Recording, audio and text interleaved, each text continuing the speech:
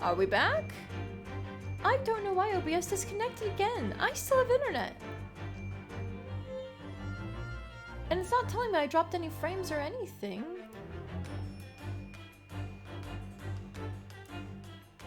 And my bitrate was going just fine. I don't understand. Okay, we're back. Let's see. Is there a log or something?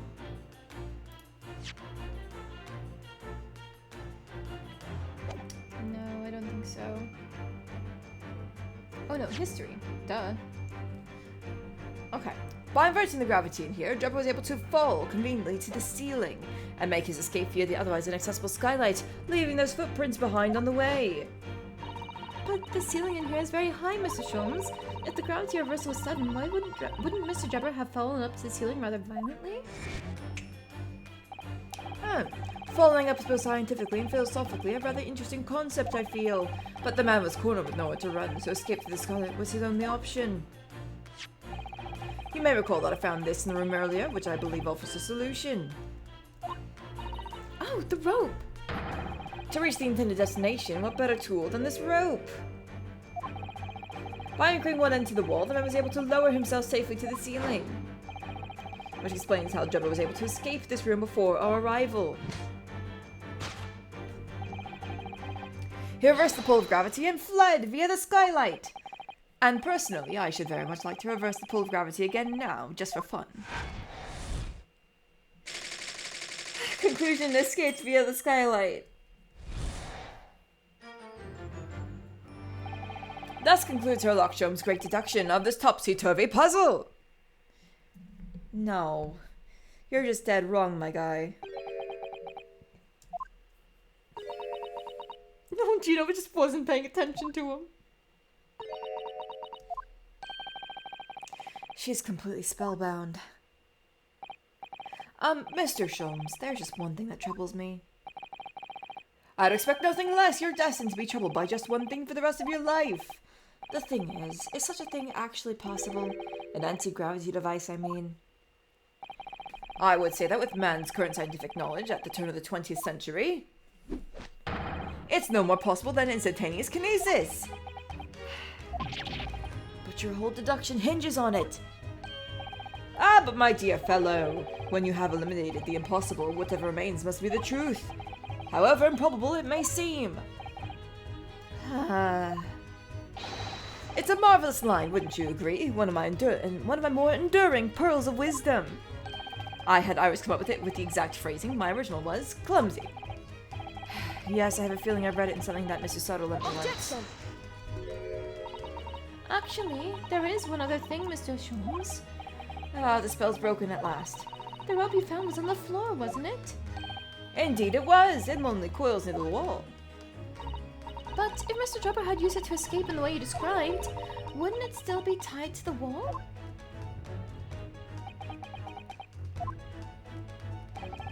Mysteries inevitably unravel in the end, as I think you'll find do ropes.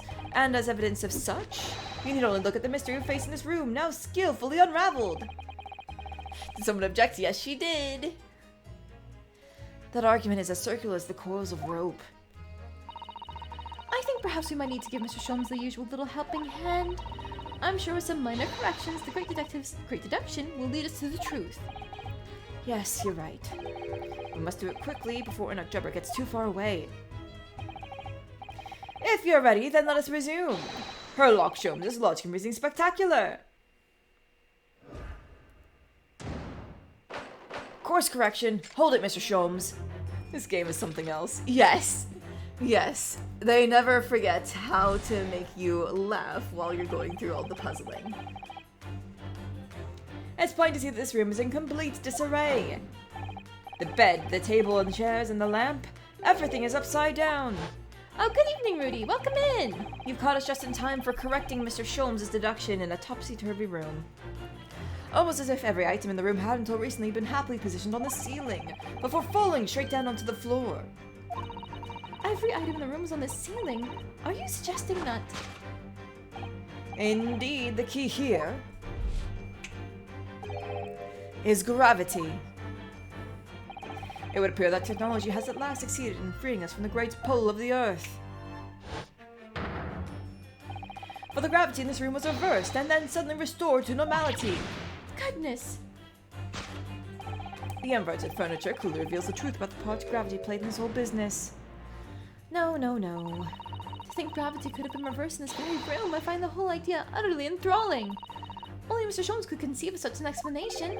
But the man himself admitted it was a scientific impossibility, so... Yes, you're quite right. We must completely discount the idea at once. Oh, that's unusually merciless of you, Mr. Sato. When you have eliminated the impossible, whatever remains must be the truth. The great detective himself said so, didn't he? While refusing to part with his dreams of an anti-gravity device. Yes, I suppose so. Well, let's see if examining this topsy-turvy scene a little more closely reveals some proof that shows exactly what the gravity in this room was or wasn't doing. I mean, the stove is completely normal, as is the cupboard. I mean, the dresser is upside down, though. Inverted furniture. Large safe. Inverted furniture again. Okay, I can't go up and down. Let's upright base. Wait a minute.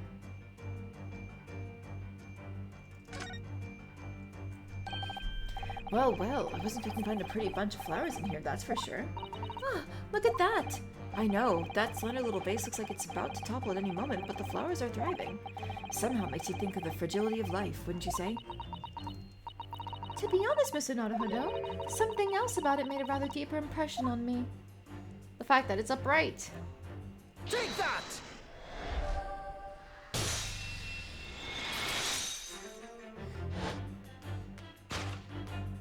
The upright vase clearly reveals the truth about the part gravity played in this whole business. Upon my word, Mr. Naruhodo, you surpassed yourself, by completely turning my arguments on its head! Trying to impress your assistant here, perhaps? No one is trying to steal your spotlight here, Mr. Sholmes, trust me. As you rightly say, though it appears at first glance that all the furniture in this room is upside down. This unassuming slender vase is standing keenly to attention. And unlike the large safe, there is nothing affixing it to the floor. And it's exception that breaks the rule. In short, as much as it pains me, the gravity in this room was never inverted at all. My deepest sympathies for your loss? Oh, poor Mr. Sholmes. No one can steal Holmes' spotlight. Sholmes! Excuse me, his name is Sholmes. Thank you. But the show must go on, so let us continue with our deductions. Now that we know this contrivance is not in fact an anti-gravity device, there remains but one other possibility. You don't say. Sholmes' hot light. Yes, clearly. Someone deliberately turned over every piece of furniture in here. Which might sound obvious, but leaves one mystery very much unsolved. Namely, why would anyone choose to do that? Quite, and naturally there is an explanation. Yes, the reason why everything in here has been turned upside down is because it's an anti-gravity device.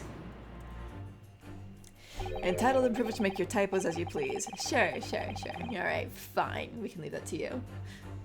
He's absolutely determined that this device must have something to do with it, isn't he? I'm afraid the lure of an exciting scientific explanation is too strong. Well, there's no doubt that somebody did this. Somebody turned all this furniture over. So whoever it was must have had a reason. I'm afraid nothing comes to mind at all, though. Well, let's look around and see if the answer presents itself. There's a safe code. Okay. Oh. I see. They must have been looking for this code to the safe in this room after breaking in through the window, which is where the rope was. And so after they found the safe code, they opened the safe and then escaped through the window, which is when the rope dropped, I think. Look, there's something written on the other side of this armchair. Oh yes, safe 432582. Safe, as in safe and secure? As in secure lockable box, I think. Admittedly, more likely. Well, there's a large safe bolted to the floor on the other side of the room, so yes. So you mean this number would let us open it? I wonder why it's written here, though. Take that! That anti-gravity device looks quite similar to those dynamites I see in cartoons. Yeah, I'm still convinced it's a time bomb. He said it's not, but I'm still convinced it is. Yes, the reason why everything in here has been turned upside down is because of the safe combination. Precisely! I believe, Mr. Naruhodo, that you had a very similar experience once, did you not? Yes, last year, when I bought a lottery ticket and wrote the ticket numbered down on the inside of the cover of a book just in case. That's it, for people are forgetful souls at heart, and always make a written note of important information. Just keeping the ticket itself safe would be more sensible, I think. And what, pray, happened next, Mr. Naruhodo? When the day of the draw came round, I forgot which book I'd written the number in, and I had to turn my whole room upside down to find it. That's right, for people are forgetful souls at heart, and always forget where they've noted things down. Not if you always note things in the same place. I actually won the second prize, you know. But I couldn't remember which magazine I'd slipped the ticket into, so I had to turn my room upside down. Thank you, Mr. Naruhodo, but I believe I proved my point now. Which is that a very similar scenario has clearly unfolded in this room. Finding himself requiring access to the safe, the occupant of this room needed the combination code. Remember that he'd written it on the underside of a piece of furniture, but forgot which one. Leading to the state in which we now find the room. Shum said no one takes the spotlight. Yep. Yes, Mr. Drebber overturned all the furniture in here in a desperate hurry to locate the combination code that would unlock the safe. Why would he steal from his own safe? Conclusion: to find the safe combination solved. Topic 2, missing engineer. Now let's just consider the next conundrum. What was our engineer friend's aim? Indubitably, the greatest clue we have to explain his actions is above our heads. Yes, how is it possible that there are footprints all the way up there on the ceiling? A good question whose answer will lead us neatly to the truth, my dear madam. The reason there are footprints on the ceiling is because of the nearby skylight. No. Well, if a change in direction of gravity can't explain it, then how did those footprints get there? Yes, it feels like that particular mystery has just become even harder to solve. I can't think of any other way to explain it at all. Oh, life is so much simpler in those halcyon days when gravity could be reversed. It was minutes ago, and those halcyon days never existed in the first place. Well, I suppose we must simply put our faith in Mr. Sholmes and observe the area in more detail. Putting our faith in Mr. Sholmes is what gets us into these situations in the first place. Skylight, the balloon, is there something on top? What the fuck?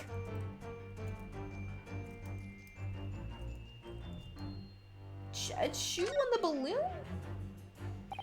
It's hard to believe, but there's a shoe up there, look. Oh yes, and there are more footprints on this little balloon too. Perhaps the shoe was thrown up there and became launched, do you think? If so, then judging from the number of footprints, it must have been thrown up several times. Why would anyone be throwing shoes up at the ceiling, though? Oh dear, that's beyond me, I'm afraid. What? Those halcyon days. This is a gas balloon, isn't it? It's tiny, but it does seem to be a real balloon. Yes, I think you're right. I think it's helium that's keeping it up. A green gas balloon. Why does that seem to ring a bell with me? If you can see, there are footprints on this balloon too, look. Oh yes, surely that's a clue, isn't it? Though what it tells us, I'm not sure. I guess we're presenting the shoe? Take that! Why is there a shoe on the balloon? The reason there are footprints on the ceiling is because of the nearby shoe. And on closer inspection, there are clearly footprints all over the balloon as well. In other words, the aim was never the scarlet at all, but the balloon. But for what purpose? A green balloon? That seems somewhat familiar, Data. It was a piece of green balloon's envelope that Miss Naruhodo and Iris found at the scene. And inside the green balloon that Master Gotz claims he saw above the stage when the incident occurred was the second birdcage, the crux of the whole instantaneous kinesis deception. You mean to say? If we assume the balloon in here is a model of the one they used on that day, there's a strong possibility something may be concealed inside it. This is hilarious, but I have to run. Have a nice stream, detective. Thank you! Bye, Em. Good luck with work for the rest of your shift. I hope you enjoyed your lunch. Ah, I want burgers.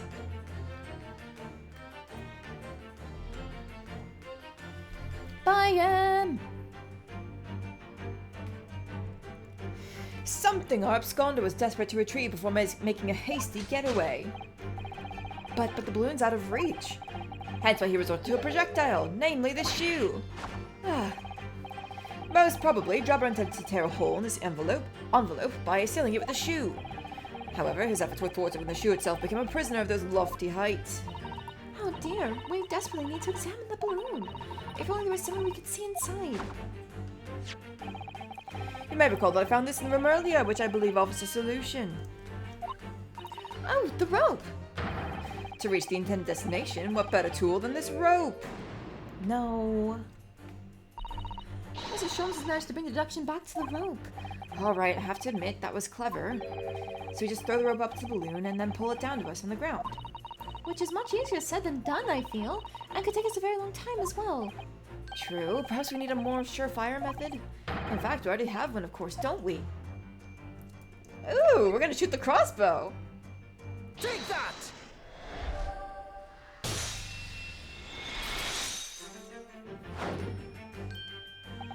To reach the intended destination, what better tool than this crossbow? That was found at the scene, in fact. And in all likelihood belongs to Mr. Drebber. If the man had only brought it away with him that day, he could have avoided losing a shoe at such a critical time as this.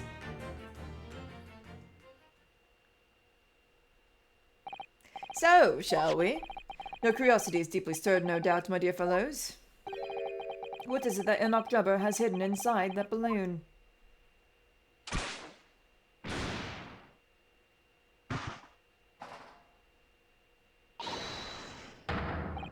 That's the wax model head. It must be. Because if you look at the bottom, it's got a little stick. And you can, that probably slots right into the model. What the? A waxwork? Indeed it is. A waxwork head inside a metal mask. A mask that is shut tight and fastened with a strong and quite impenetrable lock. So we can't see the face inside, that means. Just a moment, this is the head of a waxwork model? Does that mean? Oh goodness! I see you've joined the dots, Mr. Sato. Excellent. Of course, the headless waxwork model. The case of the abducted Madame Tuspel's model that you largely solved. It was only the head of the killer that was still missing. Indeed it was. But I believe Madame Tuspel's will now have to settle her sizable account with me. This, as you have now surmised, is the head of the infamous professor. Yes, but why is it here? This conclusively confirms my suspicions. The man responsible for stealing the professor from Madame Tuspel's and returning it, Santete? I don't know. Earlier today was none other than Enoch Drebber. This is incredible. Professor Harebrain's case and the waxwork abduction they're inextricably linked by Enoch Drebber's workshop. The head of the Professor Waxwork that was stolen from Madame Tuspel's special exhibit, the Waxwork Head.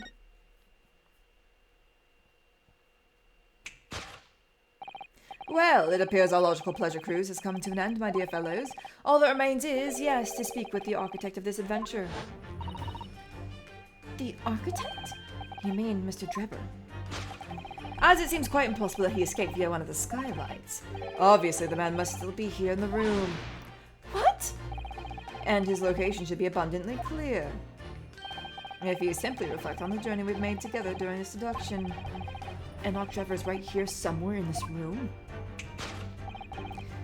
So, Mr. Naruhodo, will you do the honors? Yes, of course. Mr. Drebber's hiding place must be, I guess, the closet. It's pronounced tete, which I don't know how to pronounce tete! Like, what does that accent mean? I don't know. His hiding place must be, can I, like, shift over? Oh no, I don't need to. The wardrobe's right there.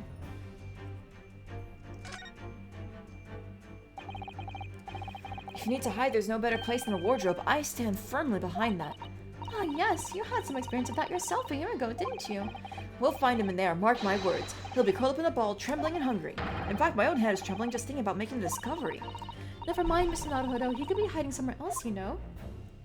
I mean, certainly not under the bed. Or the safe. Yeah, I'm saying it's this. Take that! Eh? Tet? Alright, Mr. Drebber, come out. Oh. Not there, Mr. Nodohudo. But I don't understand. You could always climb inside yourself. Please don't mind us. Go ahead. I know how fond you are of wardrobes. I'll think of something else, thank you very much. How could Mr. Drebber be hiding? I'm sure we've already come across a clue that reveals the answer, you know? Yes, it was when we deduced why all the furniture in here was upside down, wasn't it? You can't fit in that safe! That gave us the answer, I'm sure. Very close on, Mr. Nodohudo. I can sense it. There's no way a grown man can fit in a safe like that.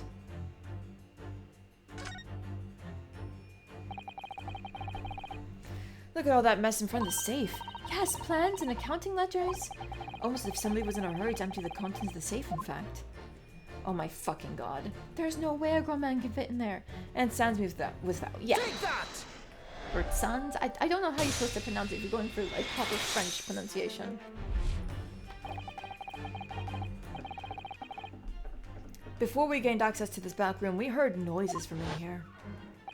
Which tells us that the engineer was still in the building at that point in time. He was in fact searching for the combination to a safe. And pressed for time, made no attempt to right the furniture he'd overturned in the process. Which we can deduce that his search for the combination happened very recently indeed. In summary, Mr. Enoch Drebber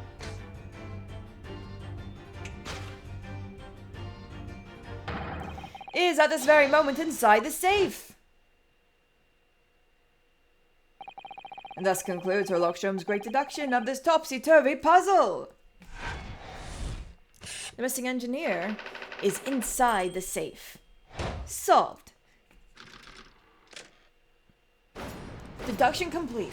Elementary!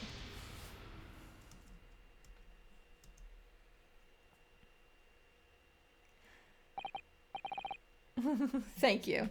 I still believe he's could have fit much better in a wardrobe than in a safe, but you know. So, Mr. Nodohudo, I think perhaps it's time we ended this game of hide and seek, don't you? By opening the safe, you mean? What else? Let's see. The combination was 432582. I knew that. All right, then here goes.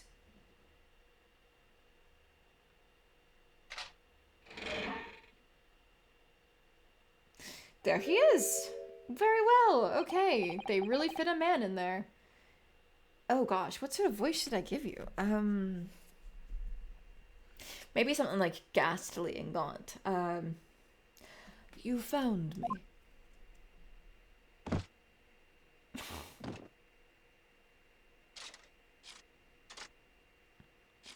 Why does everything sound so mechanical on him? Why are you moving like that?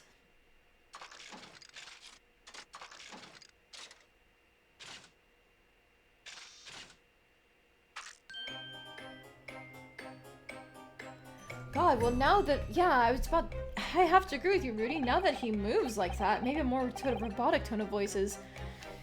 Yeah, something clockwork, a little stilted. Alright then, sir. Mr. Enoch Drebber, I presume? Correct. You'd better start talking. You tricked Professor Harebrine with that bogus machine you built. And you shall have to explain the theft of the waxwork from Madame Dispels as well. Whilst I would be delighted to answer your many questions. Jesus, these animations. Personally, I would advise you deactivate my little parcel first. Deactivate? Your parcel? I refer, of course, to the time bomb. I left it in a most prominent position.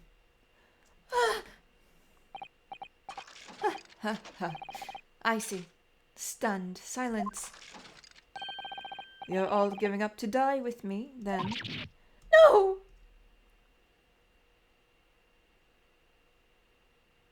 Mr. Sholmes, with only 7 seconds to spare! That was too close for comfort. I've got one foot in the grave already. Are you trying to help us get a killer or get us killed? Mr. Sholm's deductions can be completely life-altering, can't they? Well, my dear fellows, that was a close shave. Summons to an anti-gravity device is really quite startling, I must say. Anti-gravity devices don't exist. Oh, I wouldn't push it, Mr. Sholmes. It does just show he had it all under control. This is a new examination? Everything's new, actually. I still can't believe we were nearly blown up. What was that sideways glance in aid of, Mr. Naruhodo? I thought deducing meaning from the movements of people's eyes was your specialty, Mr. Sholmes. Oh, heading out already, Rudy? Alright, well, good night, or morning, I think, for you, then. Get some sleep. Actually heading to bed. Oh, well, thank you for stopping in. I appreciate it. No, do seriously get some sleep, though. As far as I know, it's pretty late for you, isn't it? Or should I say early? Good night. So yeah, 12:30 a.m. Yeah, go to bed. Never mind that now. Let's see what Mr. Drebber has to say for himself. Alright, so that's just the new examination roll room. Okay. What happened here? What on earth happened in here? You've found me, haven't you? No need to screw me down any further. God, what is with the phrasing in this case? Everything is a fucking innuendo. Everything in here is precisely what it seems. Yeah, well, we'll be giving it a thorough going over, don't you worry, Mr. Drebber. What fails to click with me is how you were able to locate my workshop. That I was not expecting. When I heard whistling from the other room, I knew it was time to bolt. Whistling? No, that would have been me. Oh! For some reason, I will confine Fettle today. No words, just tightly squeezed chips. Clearly, I must have a screw loose, though, as I couldn't remember the combination for the safe. And another one loose, as I couldn't remember on which piece of furniture I'd written it down. We also found a rope over by the wall. Yes, I had hoped to exit through the skylight, but sadly, the rope was too short. So I then set about searching for the combination code to open the safe. And burning the incriminating blueprints, don't forget. Regrettably, though, you failed to retrieve the head from the balloon among the rafters. And after that, you hid yourself inside the safe? Having first set this parcel ticking. Well, I had no intention of being nailed by the police. Another one. Got a death wish, have you? Hiding right beside a ticking time bomb. Please, why do you suppose I chose to hide inside the safe? It's no ordinary safe. It's specially designed. A dynamite explosion wouldn't leave a scratch on it. So in fact, the safe was the only safe place. Precisely. But once you'd climbed inside, you wouldn't have been able to get out again. I invite you to look more closely. Oh. The safe is fitted with a handle on the inside to allow the door to be unlocked from within. So it is. I had always intended to blow this place to smithers in any case. I just wasn't expecting uninvited guests to come along and screw up my plans. Do you mean to say you were planning to blow us all up? No, that was unforeseen. What do you mean? Most people run, you see, when they see a ticking time bomb at their feet. I calculated the time required for a retreat to a safe distance and set the device accordingly. But your seemingly endless discourse in here threw a spanner in the works. Oh, Gregson with the side eye. Is something wrong, Gregson? Do I have something on my face besides the usual eyes, ears, nose, and mouth?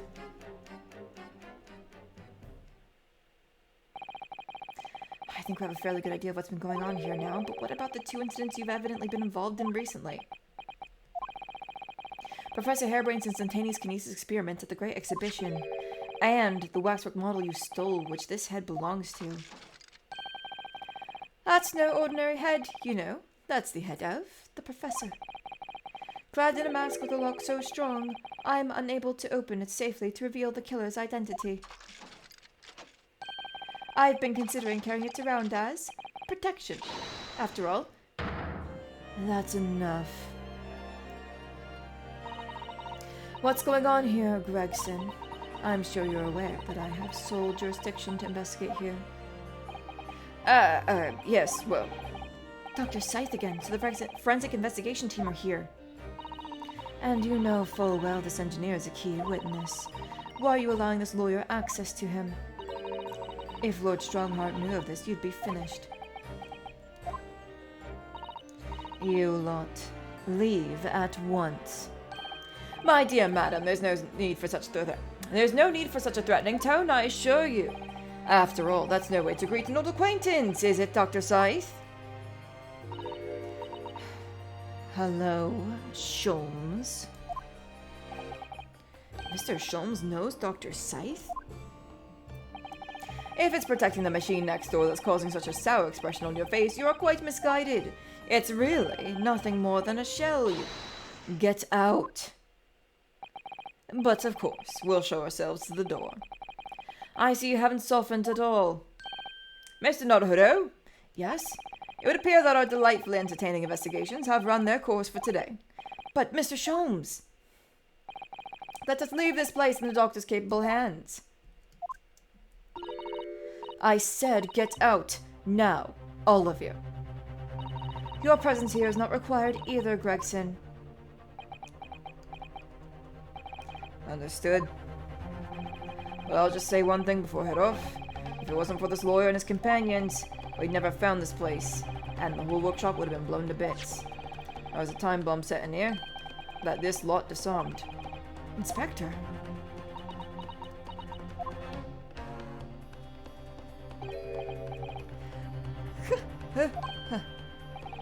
Something giving you a chuckle, has it, grubber? So sorry. Didn't mean to offend. You're quite right, of course. You did disarm the time bomb, didn't you? Yes, you did disarm that one. What are you? That one? You mean...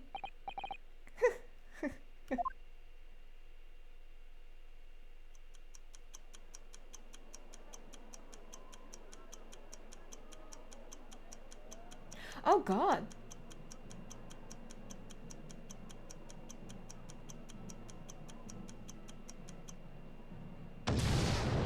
Oh, no.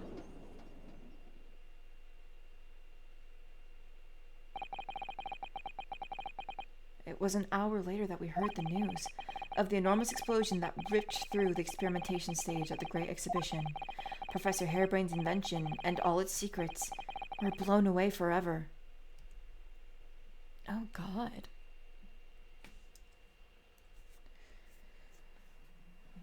This man is crafty. When did he even get there to set the bomb? Unless it's been sent there from the beginning? Oh. Let's save, I guess. Investigation. There we go. Trial part 3.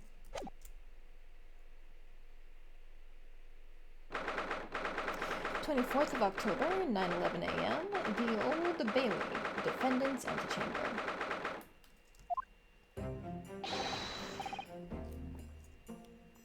Good morning to you, Mr. Naruhodo. Good morning, Professor. Ready for today's proceedings? I hope so. I should be. Even I, with nothing left to... Good morning, my dear fellows! Oh, Mr. Sholmes, you're here. Why, naturally, a true gentleman stands shoulder to shoulder with his friends in battle at all times. Thank you, I really appreciate it. I'll see you later then. Now, Professor, we really need you to remain calm in the courtroom today. Yes, do try your hardest not to enter the witness stand uninvited again. Yes, I will. I realize it was a mistake, but I... My dear fellows, I must interject. Oh, you're still here, Mr. Sholmes? What's the matter? Surely you've overlooked some praise, have you not, to be cast in my direction, Sorry? I don't follow.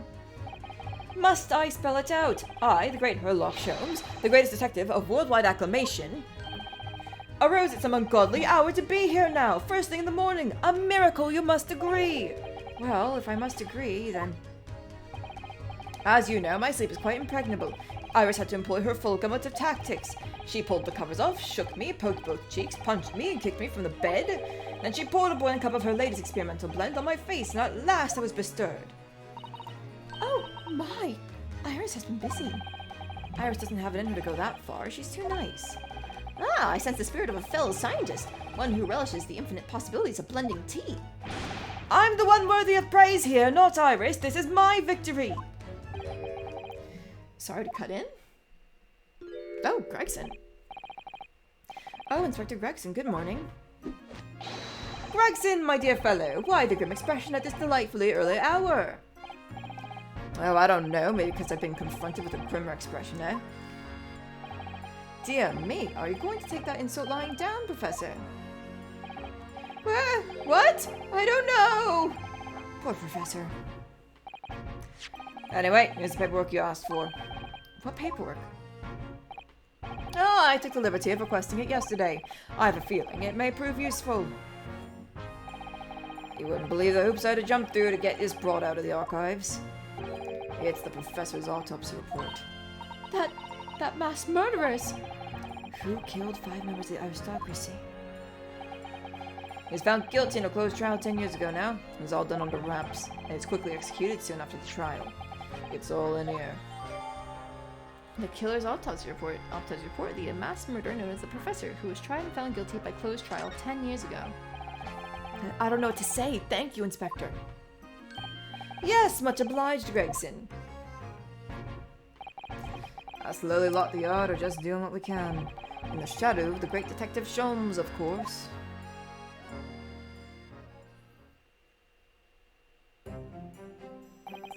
Well then, Professor Harebrain, this is it. Today we're going to lay all this to rest at last. I wish you the best of luck, Professor. I suppose he'll be in there today, will he? Reber. Yes, we expect the prosecution to summon him as a witness. I'm still amazed that you managed to find him in just one day. I really owe you both so much. Counsel, defendant, the trial's about to resume. Kindly make your way into the courtroom at once. This is it then. The final chapter. Funny, my heart's racing a little. I've not felt this before, actually. A strange foreboding. As if something's going to happen in this trial that I'm not ready for. But I can't let that distract me from the only thing that really matters. Finding the truth. It's okay. We all know you're just excited to see Cosma again in the flesh. I opened up my little wafer snack tin. Sorry for the noise. We're almost out now. Just down to the last 3. What else am I gonna snack on? I'm hungry.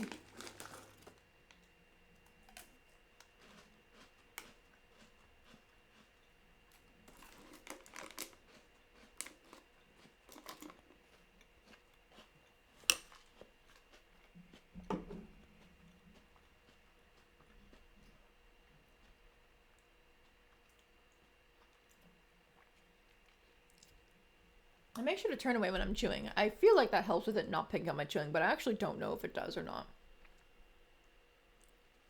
24th of October, 9:30 a.m., the Old Bailey courtroom.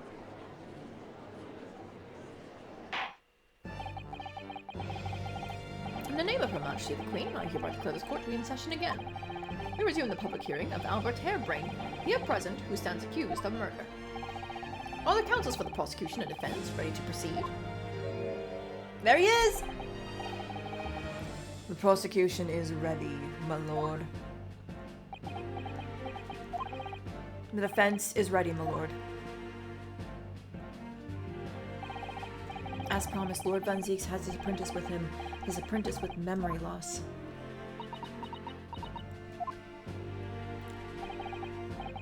If I may, Lord Van Zieks. Yes, my lord. There appears to be someone standing at your side. Ah, yes, my apprentice and assistant. The prosecution believes today's proceedings will see the complexity of this case rise considerably. Oh my god!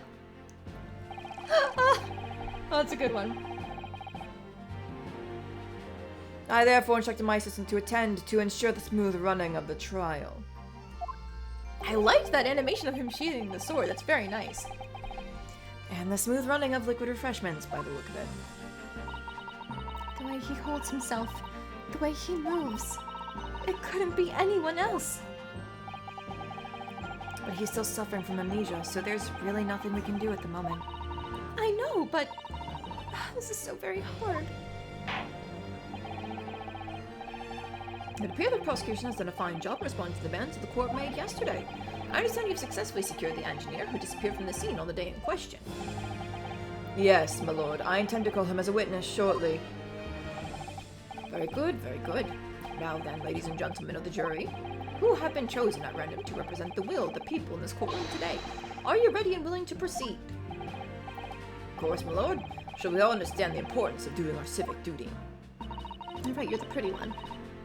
I do so despise deception and deceit. I find it so very wearing. To take a man's life with a conjuring trick, it is against the magician's code, not to mention the law. I knew fake scientists should feel the wrath of God, if you ask me.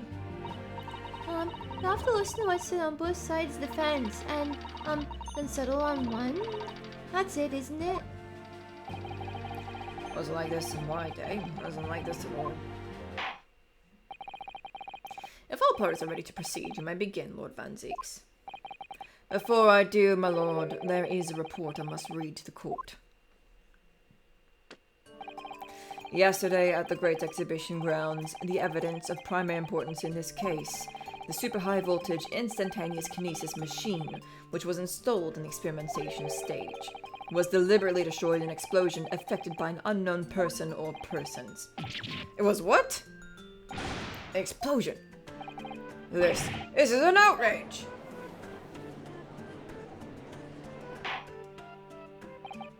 Yes, I heard this grave news yesterday. Scotland Yard submitted a report to my office in the evening. I read that the machine was blasted to smithers and the wreckage reduced to ashes in the flames. I have here a photographic print of the scene taken in the wake of the explosion. Yep, it does open up down there. It shows what little remains of the machine. Yes, a terrible business. He did it to destroy the evidence, did he? Not in October. The court will take this print as evidence, counsel. The post-explosion photograph has been entered into the court record. Late yesterday afternoon, the protection afforded to the machine by the Special Dispensation for Scientific Equipment Act was revoked. However, before a thorough investigation could begin, the invention was obliterated from existence. As such, this will become a very different trial.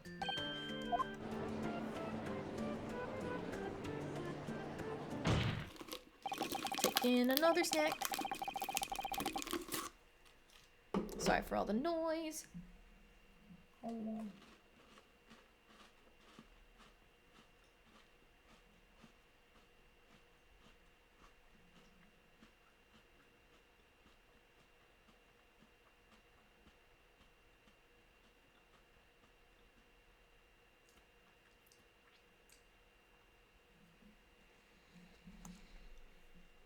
As it stands now, with no evidence on which to draw meaningful conclusions, the authenticity of the kinesis machine will remain forever in obscurity. Indeed. A most unfortunate state of affairs. However, one thing remains clear. The victim's death was a result of the actions of the accused. Of that we can be certain. It was the accused himself who was operating the machine and who ultimately caused its loss of control. Objection! As Lord Van Zieks rightly says, this is a very different trial now. The accused accepts responsibility for his part in the events that transpired. He acknowledges that Mr. Asman died as a result of his accident caused by his machine's malfunction. However, unbeknownst to the professor, he was being deliberately deceived by a pair of very clever fraudsters. Names, counsel, if you please. the engineer, Mr. Enoch Drebber, and the victim himself, Mr. Odie Asman. So what exactly were these two men up to behind the defendant's back? The defense intends to expose that information, thus establishing the unequivocal innocence of the defendant.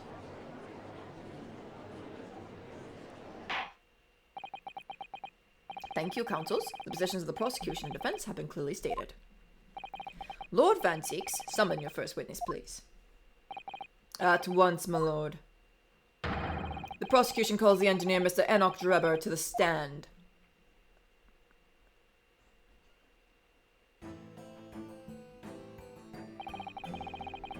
State your name and occupation for the court.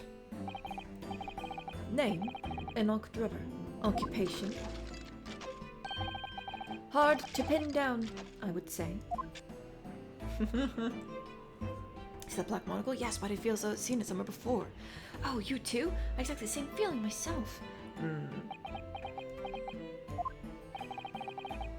Your file indicates that you are currently being investigated in connection with another case. The theft of a waxwork model, is it? A most extraordinary sounding business. But that has no bearing on this trial, I assure you. Cleave it from your mind. You're familiar with the public experiment carried out at the Great Exhibition some days ago. The accused super high voltage instantaneous kinesis demonstration. Yes, you could say that. I am aware of it. There was a terrible accident, wasn't there? It was you, Mr. Drebber, who constructed the vast machine used in the experiment, or so our investigations indicate. Can you confirm your involvement? Yes, I constructed it in precise accordance with the blueprints, but that's all. Then the court would be very interested to hear your thoughts about the machine, I'm sure.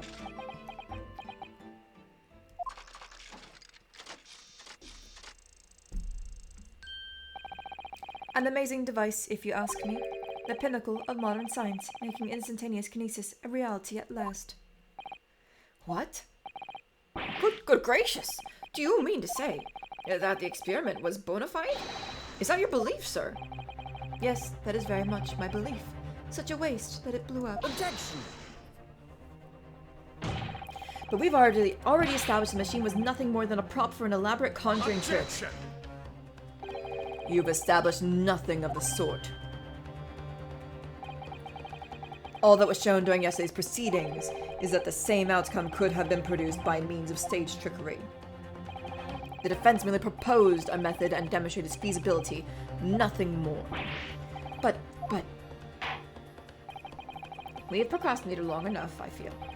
Witness, you will now give your formal testimony. About the machine that you constructed for the purpose of demonstration at the Great Exhibition. Understood.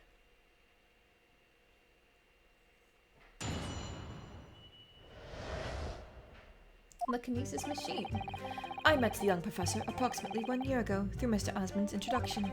He provided me with the blueprints and I constructed the machine to his precise specifications. It was no trick. If the whole show was a fraud, it would have required a body double. Tell me, did the victim have a twin? All the spectators saw the birdcage appear above their heads and then crash headfirst into the crystal tower.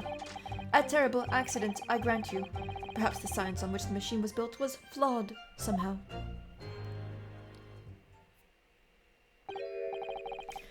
A body double? That goes without saying, surely. To give the impression that something has moved when in reality it hasn't. It's a basic conjuring principle. Deception cannot be achieved without substituting the original with a fake at some point in the performance. But would I be right in saying you haven't managed to establish anything along those lines? Incidentally, the prosecution has already confirmed that Mr. Asman had no twin siblings. It's my understanding that this witness is well versed in conjuring awfulness. But such talents do not indicate that he was actually able to accomplish what he claims. Namely, the construction of what, by all accounts, must have been an extremely complex scientific machine. Whatever do you mean? Yesterday's proceedings brought the true nature of your past exploits to light, Mr. Drebber. Indeed it did, my lord, as a swindler who preyed on innocent scientists to elicit government grant money through conjuring know-how. Yes, it's true that I possess considerable knowledge of stage magic. But crucially, my scientific knowledge more than matches that of any academic in the field. Investigation of the witness's workshop attests to that claim, my lord. As evidence, the police found this Royal Society trophy for young talent in science there. Yes, that's true. We spawned it in there ourselves. If a hypothesis is sound, it can always be forged into a physical manifestation with sufficient skill. Though I may have sold the secrets of some deceptive wiles to sniveling talentless scientists in the past. What would you therefore assert the explosion of the machine was?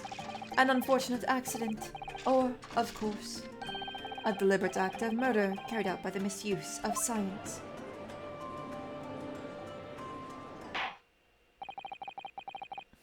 Counsel for the defense, your cross-examination, please. Yes, my lord. Alright, before we do anything, we have some evidence to examine after our stay in his lab. Let's see, the camera.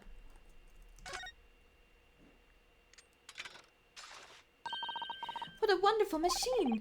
You really love contraptions like this, don't you? Oh yes, anything mechanical I find absolutely irresistible. Almost irresistible. Almost irresistible, surely? Well, whenever I see a pocket watch, for example, I can't help myself. I simply have to take it apart. That's worrying.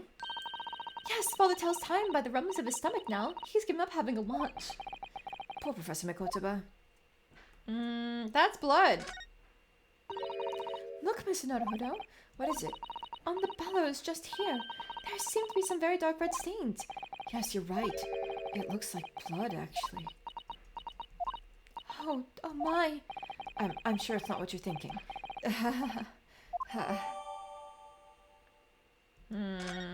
Okay. So then what is the photo that was taken? Oh, look, the cover came open. Yes, now there should be a glass plate inside. You have to change the plate with each new photograph you want to take, you see. Is something wrong? There is no plate. It's been removed. What a pity, but I suppose if you think about it, this wouldn't be the actual camera that was used at the time, just like the waxwork isn't the actual person. So we'd never have found a photographic print of the executed convict coming back to life anyway. Oh, yes, you're quite right, of course. Poor Shisada-san, she looks devastated. Not that little knob there, so I think we're good. And the piece of glass doesn't seem to be much all that special about it, does it? This piece of glass is almost as thick as it is wide. Yes, I've never seen anything like it. If you were to compare it to a human, only Mr. Sholmes has such thick skin. There's really no need for such a comparison, Mr. Naruhodo, as you well know. Anyway, I can only... Oh my god, I just put it together! Dr. Scythe is in on it. Mr. Asmund isn't dead at all.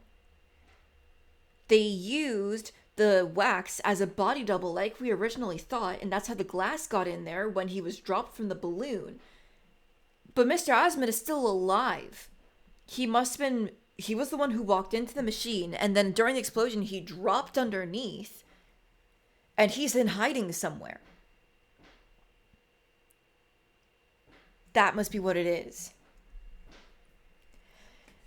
Anyway, it can only be from the Crystal Tower, surely. Yes, I think so too. It was probably made especially to meet the demands of that great structure. A science trophy. There's a little metal plaque here, look. Fostering burgeoning talent for the future of scientific discovery. It seems rather ironic, doesn't it? But clearly Mr. Jubber really was a very talented scientist. Nothing on the top, nothing on the bottom. Okay. The waxwork head. Oh, there's the lock. This lock does look very strong, doesn't it? There's definitely no way you could remove the mask yourself if it was put on you. What a terrible way to treat someone, even a convicted criminal. I know, it's starting to make me livid, actually. Mr. Naruhodo, please. I mean, just think about it. Imagine if you had an itch on your cheek all of a sudden. You'd be utterly helpless. Well, yes, that's true. But I'm not sure. That warrants quite so much anger. Oh, right, sorry. It's always the smallest things with you. Let's see. On the bottom, maybe? Nope, it's just the regular thing. Okay. And then the autopsy report. The autopsy report of the mass murderer known as the Professor, who was tried and found guilty by closed trial 10 years ago. Condemned prisoner, redacted for confidentiality, pseudonym the Professor. Death by hanging confirmed at midnight, the 17th of June. And the person who wrote this was Courtney Stevens. That's not a name we've heard before, I think. And then the post-explosion photograph. Photograph printed the experimentation stage after it was completely leveled by a time bomb. The metal floor of the stage has been blown open by the explosion. Yeah. Okay. So now we're all caught up. The kinesis machine. I met the young professor approximately 1 year ago through Mr. Asmund's introduction. He provided me with the blueprints and I constructed the machine to his precise specifications. It was no trick. If the whole show was a fraud, it would have required the body double. Tell me, the victim have a twin? All spectators saw the birdcage appear above their heads and then crash headfirst to the crystal tower. A terrible accident, I grant you. Perhaps the science on which the machine was built was flawed somehow. Okay, now we can place. So you're already acquainted with Mr. Asmund himself? Not really. By chance, I'd seen his name mentioned in the papers, that's all. But I had no interest in his private affairs. If he was an unscrupulous investor, it was no concern of mine. As long as people pay their bills, I take up my tools and construct what they ask for. So why did Mr. Asmund approach you in particular, then? Who can say? I presume because my name is associated with excellence in engineering. Not to mention excellence in fraud.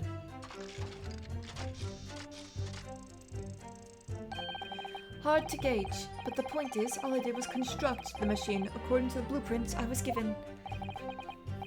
In other words, the kinesis machine was built on solid scientific principles.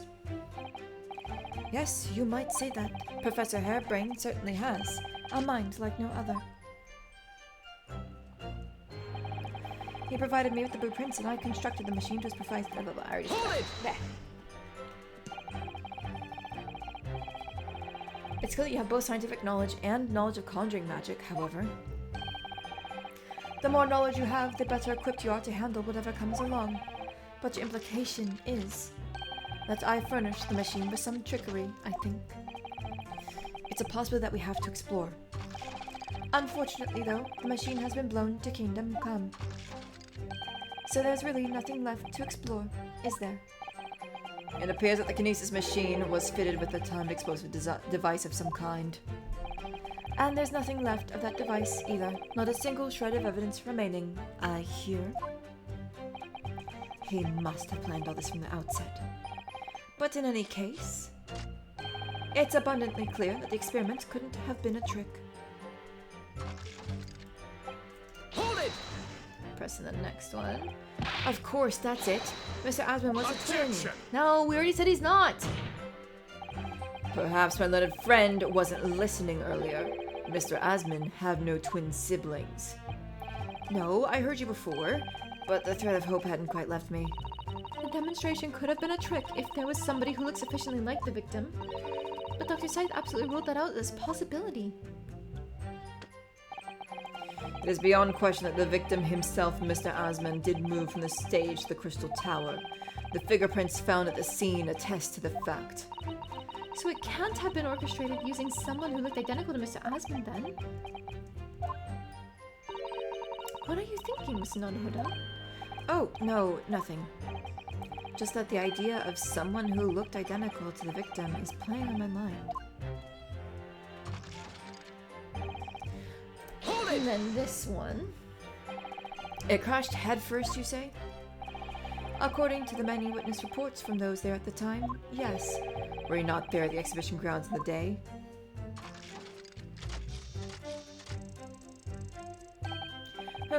Unlikely. I rarely leave my workshop. Yet another very unique invention was found at the scene.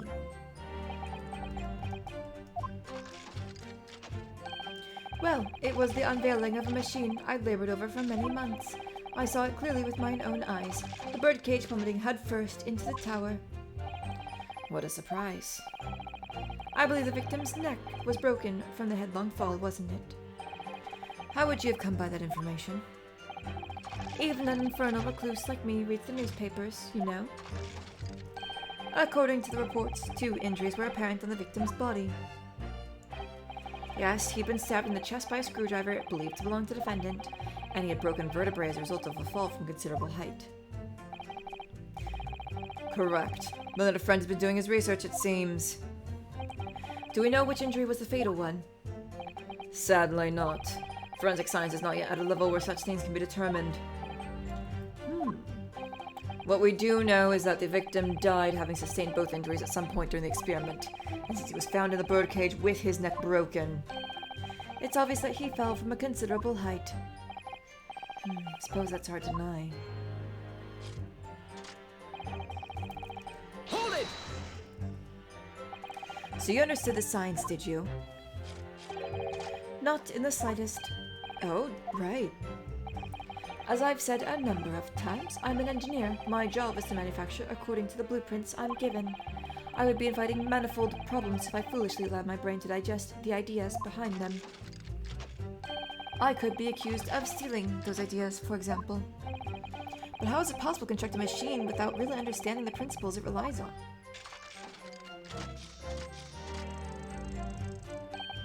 Well, you're practicing law without really understanding the principles it relies on, aren't you? A very good point. Stand up for yourself, Mr. Naruhodo. The point is, experiments result in an instantaneous kinesis taking place. As such, the science must be sound. Yes, and really, experimental results are all that matters when it comes to proving a hypothesis. He's certainly very sure of himself. What do you think, Mr. Naruhodo? Well, now that the machine has been completely destroyed by yesterday's explosion, it's going to be impossible to argue its authenticity, one way or the other. But if we're unable to establish that it was a piece of stage trickery rather than genuine science, we will have no grounds in which to demonstrate Professor Harebrain's innocence. Both Mr. Osmond and this man on the stand tricked the professor and used him. They took advantage of his naivety and his unbending belief in his work, and won't let them get away with it. And seeing as the whole professor is an old friend of Lord Van Zeek's, what on earth must he be feeling towards Drebber?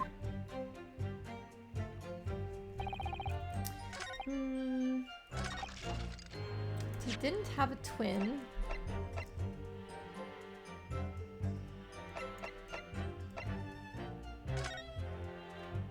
That does look like him.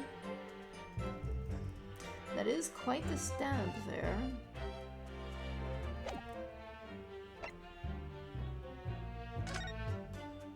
Odie Osmond.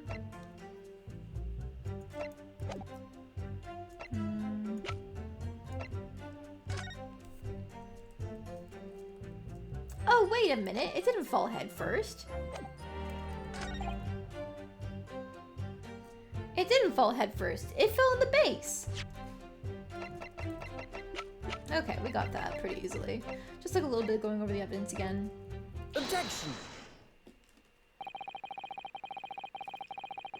We've examined the birdcage that crashed into the Crystal Tower ourselves. As you can see, the cage, which is a wooden construction, has sustained damage in one particular spot. Following the explosion, it fell some 30 feet into the glass of the Crystal Tower. That level of damage is to be expected, surely. I agree. The damage itself is entirely understandable. What doesn't make sense is the location of that damage. All the breakages in the wood are at the base of the birdcage, not the top. What are you saying? Well, that's the opposite of where they should be. That's right, my lord. The birdcage that was at the scene is damaged at its base.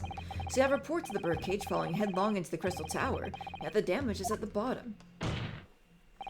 The only way to reconcile these two facts is to accept that there were two birdcages in play that day, which were at some point switched. Switched during what wasn't a scientific experiment at all, but an elaborate piece of stage trickery.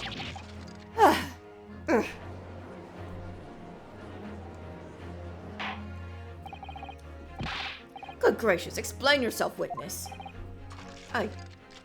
Well, If we examine the facts, there's only one logical conclusion we can draw. The damage on the base of the birdcage clearly indicates that it crashed tail first into the tower. But multiple witness reports claim it fell head first.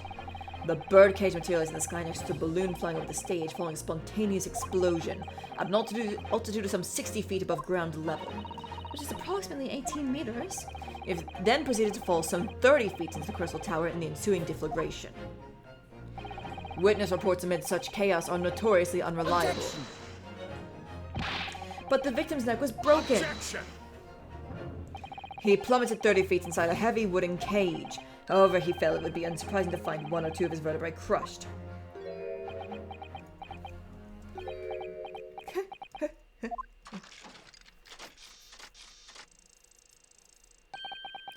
A riveting scientific analysis of events from the prosecution there. Though to be even more rigorous, you would have to say it was only one vertebra, actually. He wasn't quiet for long. I find it hard to see what's motivating Lord Van Zeeks. This witness is clearly a swindler and one who deceived a personal friend of his. If you're going to establish this deception, do it right. Sorry? I feel like that's the undertone here. Ah, yes, and there's one more point. The defense appears to have forgotten. It obviously wasn't a trick, as a certain truth very plainly demonstrates. What? It seems to me the cross-examination had better continue until we resolve this matter. Mr. Drebber, you will amend your testimony with details of this truth. Of course, we must treat the matter scientifically after all. I nearly had him there.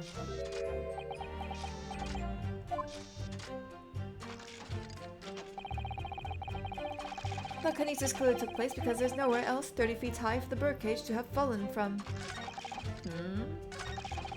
Hold it! We established it's the balloon. What do you mean? Well, before the demonstration began, the victim was alive on stage in front of the audience. Yes, there are lots of witnesses who saw Mr. Osmond on the experimentation stage, that's true. And the victim's neck broke as a result of an impact following a fall. Logically, therefore, the victim must have fallen from somewhere. The balloon that exploded was at an altitude of 60 feet. The point of impact on the tower was 30 feet up. That difference of 30 feet is therefore the total distance the birdcage fell. And there's no other location from which the cage could have fallen that distance if it didn't drop out of the sky. Ergo, the victim himself must have been beamed from the stage into the sky above the crystal tower. A trenchant scientific analysis? Dear me, every time I hear it explained, it sounds increasingly plausible. Oh yes, it's all very well thought out. Certainly all the spectators on the day saw it. The birdcage plummeting 30 feet through the air, I mean. Irritatingly, yes.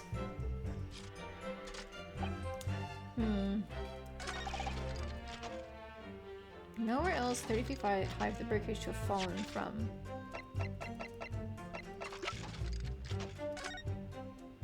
I mean, there's the balloon itself.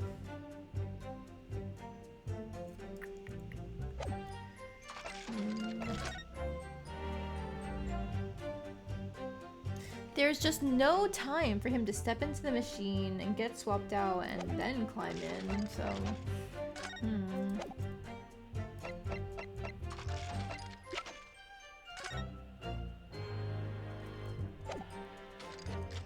Nowhere else 30 feet.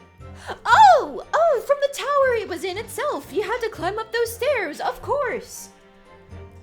That is where it could have fallen from. He was dropped through, killed there, so he's not alive and in hiding. He's still dead. It's just at some point, I bet Dr. Scythe is still in on it. He was swapped with the wax model that was dropped. Of course. Objection! What? Oh, come on. Blah, blah, blah.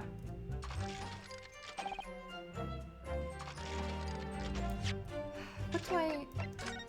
For exhibition...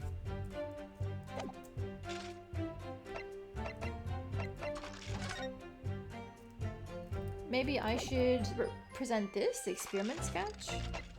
Because I need to say that he could have fallen through the hole at the bottom.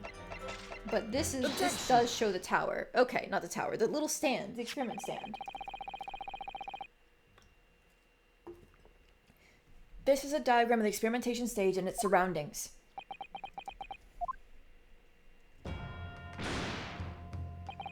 We know that somehow the birdcage appeared in midair before falling down to the crystal tower. A fall of about 30 feet, or 9 meters.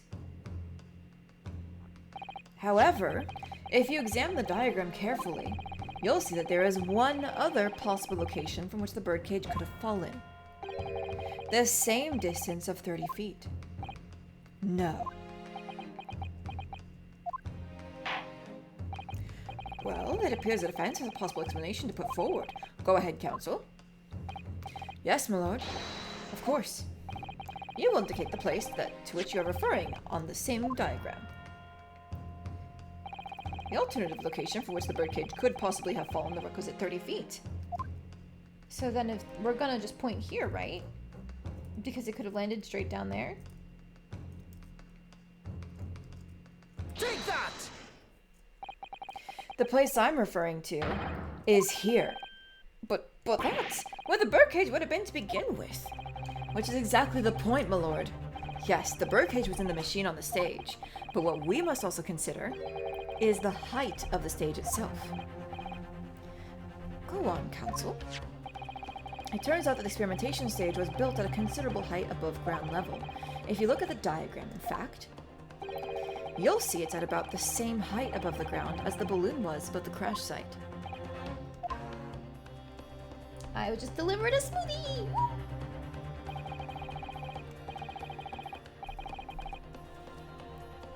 When the experiment got underway, the machine and the birdcage were engulfed in steam.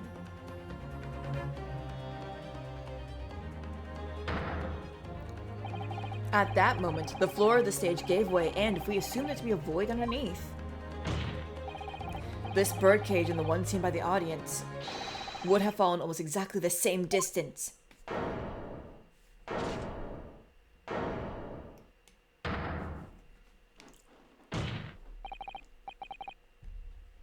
Once again, my lord, this all points to the fact that there was not one birdcage, but two! Objection!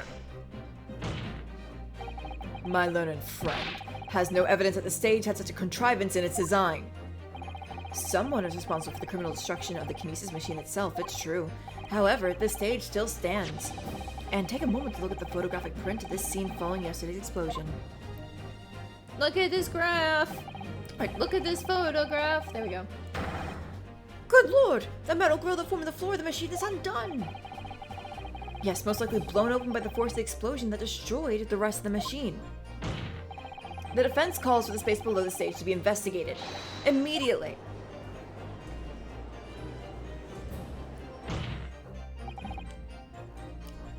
Mr. Drebber. It was you who built the kinesis machine, which means that it was you who built the two bird cages that were used to carry out this deception. Whether Professor Harebrain's hypothesis is sound or not makes no difference, because it's the construction of this machine that matters, a machine designed to take Mr. Osmond's life. And lay the blame firmly at the professor's door, something that could only have been carried out by you, Mr. Enoch Drebber. Oh, you're mad.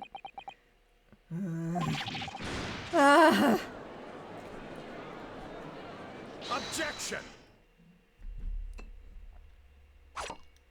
Oh, a second bottle.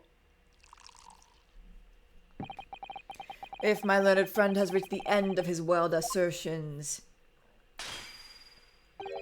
the prosecution would like to crush the defense's argument slowly, but surely. What? The argument fails to hold water on 2 counts. 2? Firstly, before and after the experiment, this witness went nowhere near the kinesis machine. Every relevant member of staff in the exhibition has attested to that. And I believe members of Scotland Yard have also been on watch duty at every public experiment. In other words, Mr. Drebber had an opportunity to switch the alleged pair of bird cages. But I've already explained why he wouldn't have needed to. The nonsense with the crossbow, that doesn't bolster your case at all. The man who disappeared from the stage and the man who crashed into the tower are one and the same. The forensic investigation team's report is unequivocal on that point. She's in on it! The second flaw in your assertion is a distinct lack of motive. Why would this man have wanted to take the victim's life? He had no reason to do so. A motive? Do I have to think of everything myself? I have here a contract provided by the witness. What contract is this, Lord Van Zeeks? A contract into which Mr. Drebber entered with the victim, Mr. Asman. It reads, Mr. Drebber is to receive 30% of all remunerations from government grants or other income. 30%? Certainly very favorable contractual conditions. But there is one very important provision bolted onto that clause. What provision? Mr. Drebber may only uphold this right on condition that both contracting parties are alive.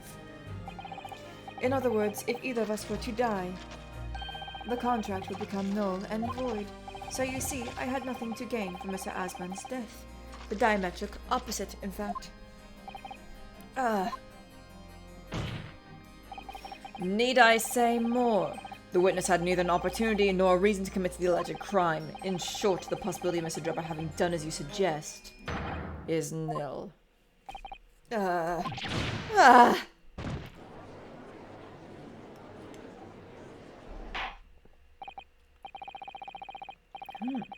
It seems the defense's assertion was somewhat wide of the mark. Lord Van Zeeks, you will submit the contract as evidence, please. The contract between Mr. Asman and Mr. Drebber detailing the terms in which they would profit from the kinesis experiment. It's true. If Drebber had an opportunity to switch the birdcage and the sage with the one in the crystal tower, he couldn't have done it. In any case, I have no idea what his motive might have been. There is one aspect of your argument that still holds true, however. There were 2 birdcages.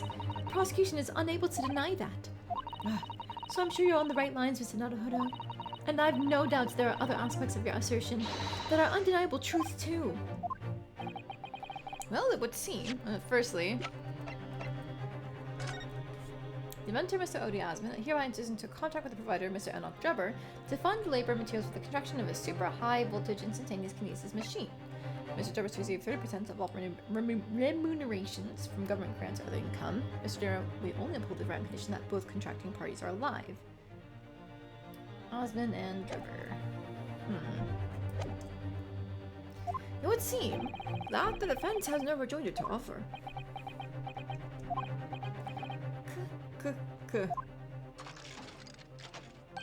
Well, I must say I'm a little surprised. I came here to testify about the machine I built, and instead my reputation is defiled. But the prosecution's counter has set the record straight, I think. It's impossible that I'm the culprit. Objection!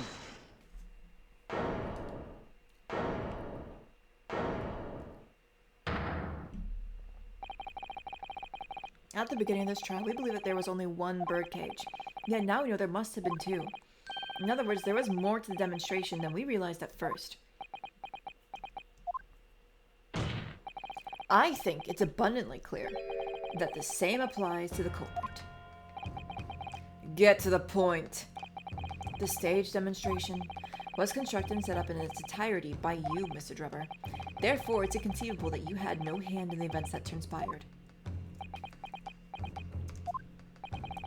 So if circumstances mean it's impossible that you could have carried out the crime yourself, it points to the fact that someone else was involved. Someone else? Counsel, are you suggesting? Yes, my lord. Mr. Drebber had an accomplice. Objection!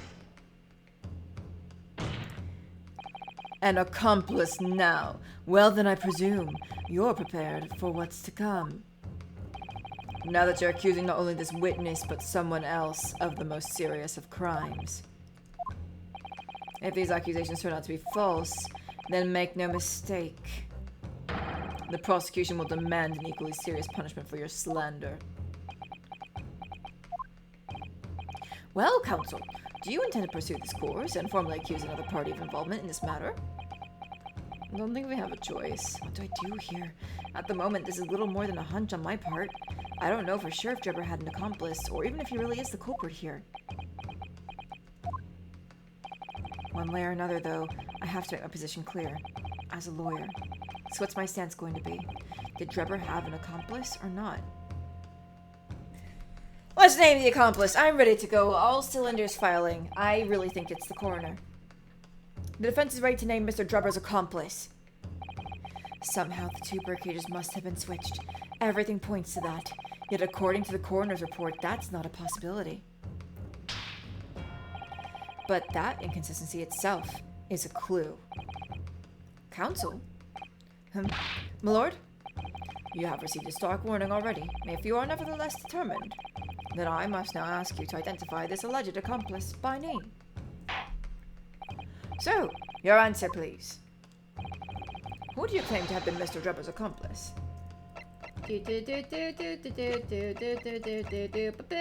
Bam! Take that!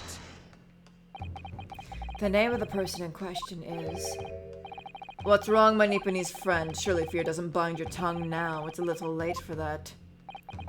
Of course, I'm afraid. After all, naming her in this capacity is definitely going to make waves. A lot of waves. I could very well turn every single person in this courtroom against me. I'm sure it will be alright, Miss Nodohodo. Thank you, Mrs. Sato. The enemy always appears larger than life, but you'll appear exactly the same to the enemy. Alright then, here goes. You've kept us waiting long enough. Your answer, counsel, now. The person who colluded with Mr. Drebber, in order to carry out this wicked crime is Scotland Yard's coroner, Dr. Courtney Scythe. What the blazes are you talking about? Dr. Scythe? The head of the forensic investigation team and the coroner who conducted the autopsy on the victim.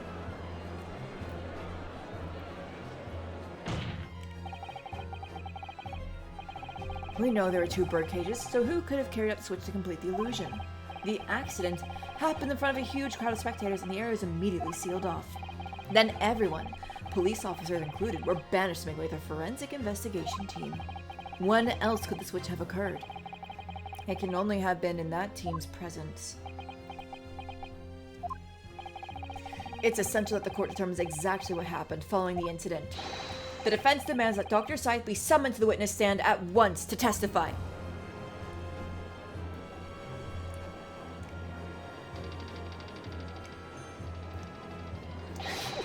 I was about to say, how are you still asleep during all this? No, he's awake now.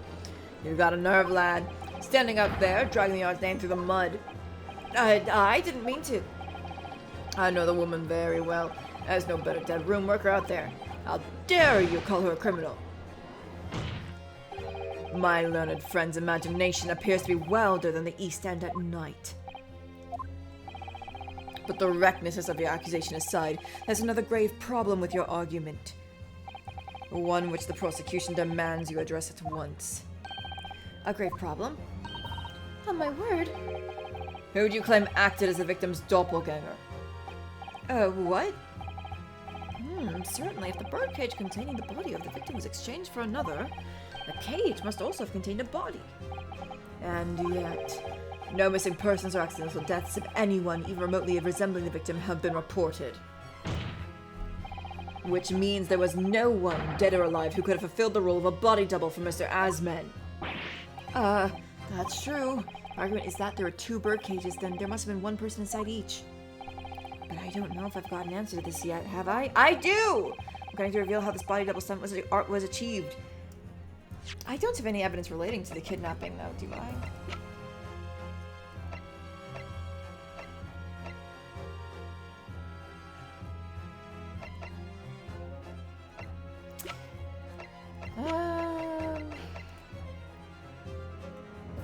If I name Madame Tispels, then I can call her as a witness. Would that work? Because even though we have the glass... It does say it was found in the clothing of the Professor waxwork. Let me look at the history again. What can I do to reveal how this body double stunt was achieved? If we're just talking about how it was done, then I think we do need to name Madame Tuspells. Very well. The defense will address my learned friend's concerns by revealing the identity of the person who acted as Mr. Asvin's body double. Oh no, no. I was trying to call her to the stand. I don't have the thing as a thing. No, alright. Be my guest. Give us a name. The body double and the birdcage were hiding inside the balloon that was floating above the stage, which means that any witnesses would only have seen them from 60 feet away. So who was it that appeared out of that explosion, some 18 meters above the spectators? Can I go back? Aha! Place of Mr. Asman in the second birdcage was... It's a body double! Not of the wax, it's the wax! God damn it, I'm just gonna take the...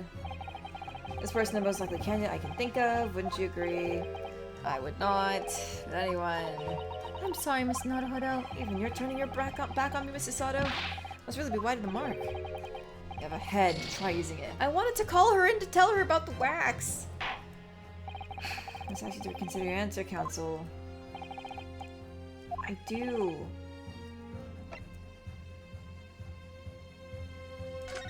Let's try the glass shard then. The defense will address my learned friend's concerns by presenting evidence that reveals the true nature of Mr. Asman's body double. Oh, good gracious, evidence! I do hope this isn't filibustering, Counsel. The court is expecting a name. If you think you have relevant evidence, present it now. The body double and the birdcage were hiding inside the balloon that was floating above the stage, which means that any witnesses would only have seen them from 60 feet away. So who was it that appeared out of the explosion some 18 meters above the spectators? Body double inside the second birdcage was... This evidence was found on a wax model at Madame Tuspells. Please say that. Take that! Well, probably something else. No! God, okay. Alright, so I just can't do anything right now, I'm assuming. See what happens to that piece of evidence dropped from a great height whilst within your grasp, of course. He's suggesting you and the evidence die together, Miss Naruhodo. Yes, that came across. I just don't have anything that actually points to the body double. Unless, am I supposed to be presenting the helmet? Because that was found in the little balloon. It just says it was stolen. What if I just say nothing? What if I just say nothing?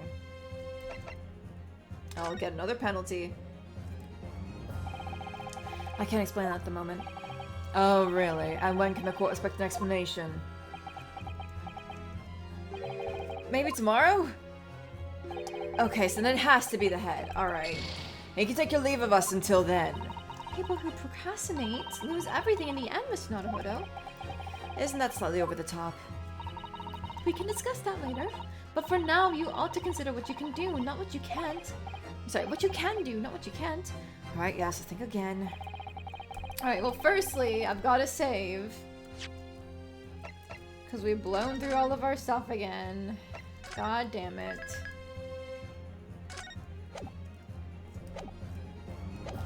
Okay, let's go over our stuff and our people one more time.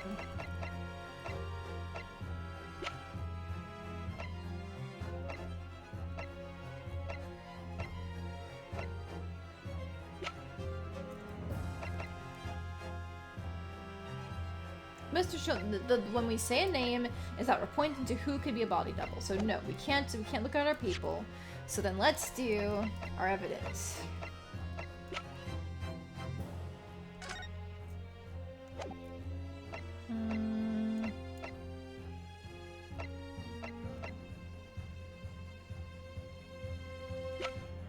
Oh fuck! It's not the helmet.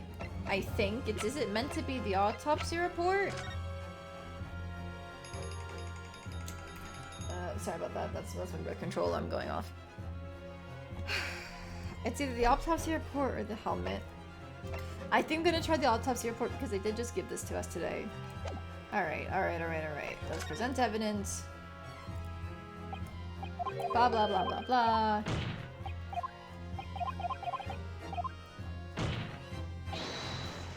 The body double inside the second birdcage was this waxwork head.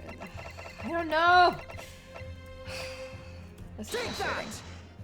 Let's try this. Well, okay, so that was the wrong lines. Alright. Get me out of here. We're gonna load real quick.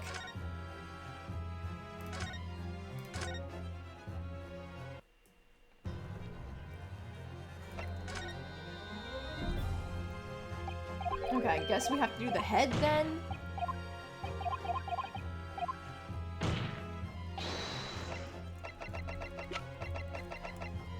Take that! Okay, yeah, I had to present the waxwork head. Okay. Alright, that's a little... I might have overthought it too much by trying to call Madame Tuspells to the stand, but I feel like we just... It's just a severed head! It's not the fucking waxwork body. Alright. What a waste of health.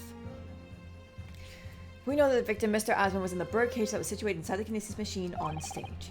And therefore, he couldn't have been inside the second birdcage. Instead, that contained something else. What's been described as a body double, which is what fell from the sky and crashed into the Crystal Tower. Yes, Counsel, according to your somewhat elaborate version of events. And that body double is inside... That body double inside the second birdcage was, in fact... It's alright, Mr. Naruhodo. You're ready for this. Just steel yourself and come out with it. Thank you, Mrs. Sato. I needed that. As I was saying, the body double inside the second birdcage was, as unbelievable as it may seem, that thing... We brought this with us?! What? When did that get there? That thing there. How the fuck did we lug around a whole wax model? Did we ask her for permission? What? Objection! Somebody please explain this to me.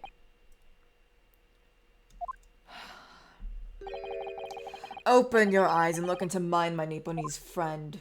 That's kind of gay. Now tell me, what are you playing at? Stand firm now, Ryunosuke. This is the time to show your Japanese spirit. As the court will observe, this is a waxwork model. A model, in fact, of an infamous London murderer from 10 years ago, the Professor. Objection! You started by indicting the leader of the forensic investigation team as an accomplice in this crime, and now you moved on to indicting waxworks. Yes, that's about the size of it. But why? And why this waxwork? It looks nothing like the victim. In fact, it could hardly resemble him less. What possible justification can you give? If you want to know why, ask Mr. Drebber. What? Just days before Professor Harebrain performed his public demonstration, Mr. Drebber abducted this model from Madame Tuspells. Did you say abducted? And 2 days after the incident at the Great Exhibition, he returned it to the museum. Then the timing. Is this true, Mr. Drebber? At first, I couldn't see why Mr. Drebber would have stolen the waxwork and then given it back again. But now the reason is clear. He took it so that he could put it inside the second birdcage as a body double for Mr. Asman. Objection! Are you hearing this, ladies and gentlemen of the jury? Are you hearing the defense's astonishing proposal? That the witness fabricated this vast machine with the intention of deceiving some wretched scientist. That he did so in collusion with the country's finest coroner on a public stage in front of a vast audience. And that, to effect the deception, he used a waxwork model that in no way resembles the victim. Are we really to believe this far-fetched tale? What do you decide? Objection! Wait! Yes, if you put it like that, of course it sounds implausible. My lord, I need to speak, if you please. Go ahead, Mr. Foreman. Myself and my colleagues have reached an agreement. Very good. In that case, ladies and gentlemen of the jury, you will state your leanings for the court to hear now. Guilty! This stream is Guilty. sponsored by Team Money. No, we are Team Love. Guilty. Guilty! Guilty. Hi there, Sui. Welcome in. You just missed me burning through all of my HP trying to present the right piece of evidence to make the point I wanted to make. So, as indicated by the foreman, the jury has reached a consensus. I knew that was going to happen. We shall get through this, Mr. Naruhodo, as we always do. And uncover some new truths along the way, I'm quite sure. Yes, I agree. I'm going to have to appeal to the jurors as usual and see if I can persuade them to change their minds. The defense will now embark on a summation examination. Are you and your fellows ready to proceed, Mr. Foreman? We are, my lord. Very well. In that case, I ask you now to say clearly for all present to hear the grounds on which each of you has decided that the defendant is guilty of the crime of which he is charged. Oh, you're just lurking? Perfect. Then I don't have to give you a whole recap.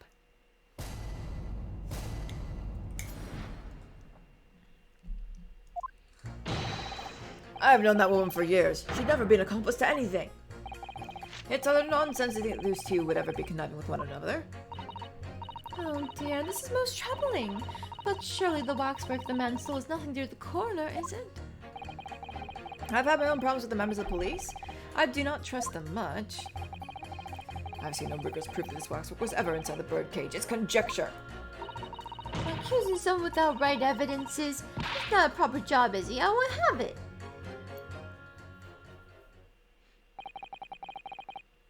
Somewhat unsurprisingly, it seems the introduction of this waxwork model to the proceedings has polarized opinion. Given that its face is obscured and its building in no way resembles that of the victim, I can only applaud my learned friend's temerity at suggesting it as Mr. Asman's body double. Yes, the applause is deafening, and yes, I know it seems extraordinary. But that's the point. That's why I have a strong feeling it's actually a greater clue than anyone yet realizes. What are you thinking, Mr. Naruhodo? I can't explain why at the moment, but I feel as though there's a specific reason why it was used, why it had to be this model. Really? A reason why nothing else would do, you mean?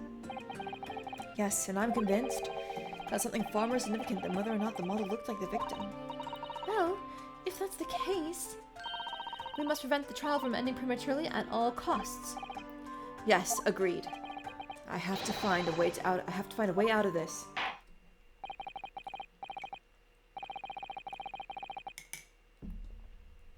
If you're ready, counsel, you may proceed with the summation examination.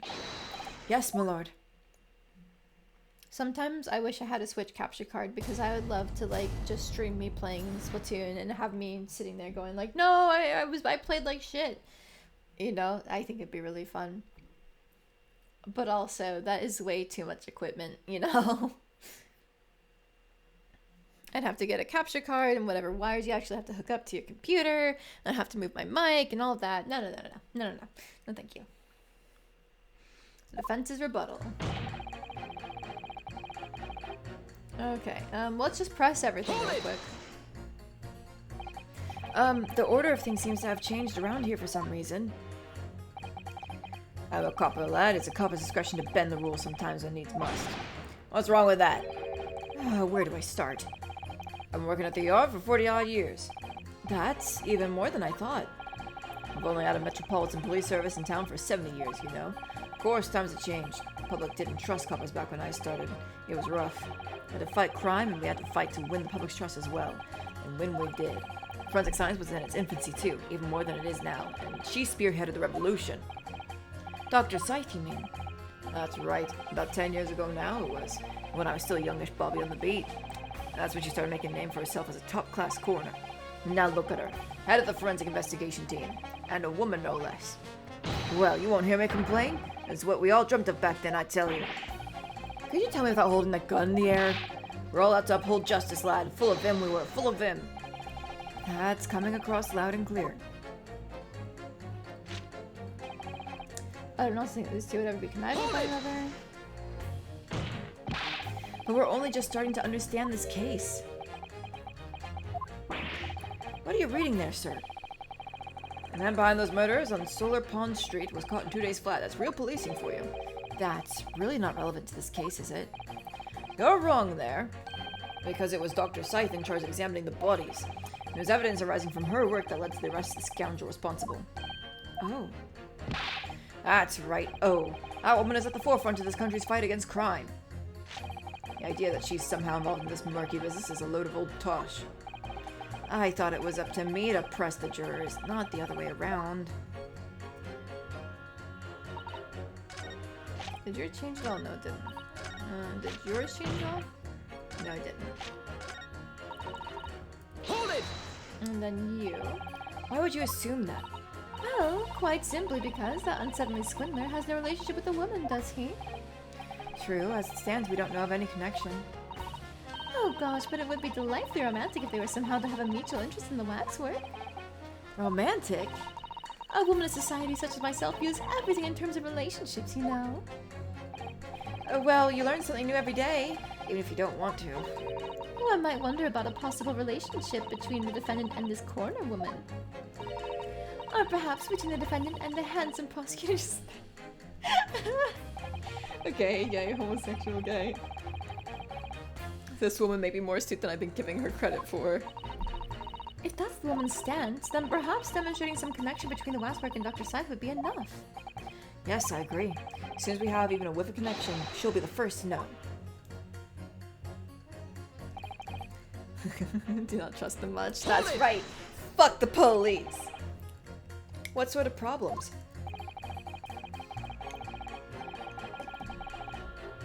Let's just say we have run into each other on numerous occasions while I've been performing on the street. Right, I see. Obviously, artists such as myself cannot appear on stage as we work in close proximity to our audiences. So we perform our great magic in parks, on street corners, and the like. But the police use any excuse to make our lives difficult. Sure, go ahead. Excuse me. Fuck the police. A, C, A, B. Do you have something to say in response to that, Mr. Automole? Oh, you calling a mass murderer? Uh-huh. Sorry, my mistake. I got confused because I heard you look like him. I don't look anything like the man. You want to be locked up, Sonny? Thanks, Mr. Sholmes. Perhaps we can move on. I was really wondering if you had something you wanted to add in response to what juror number 3 just said. And clearly you do. Back in my day, back in the good old days, it wasn't like this. What was it like, sir? We worked our fingers to the bones in the public's trust, we did. And by Jove, we earned it. People respected us back then. Respected you? No one would have called a coroner into question in them days.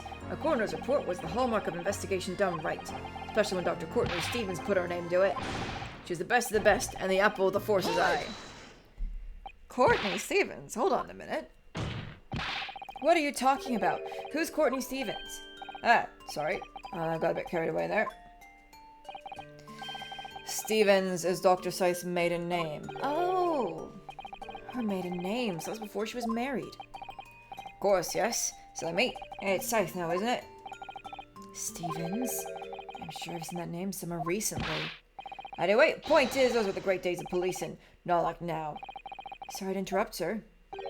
But do you think you could change your statement to include that name? Well, yes, I don't see why not. Legendary coroner. We didn't finish pressing people. And then problem with the police. Okay, let's press. Hold it! But you claim the whole instantaneous kinesis demonstration was a trick. That I did, but there's more than one way to pull a rabbit out of a hat, isn't there? Sorry.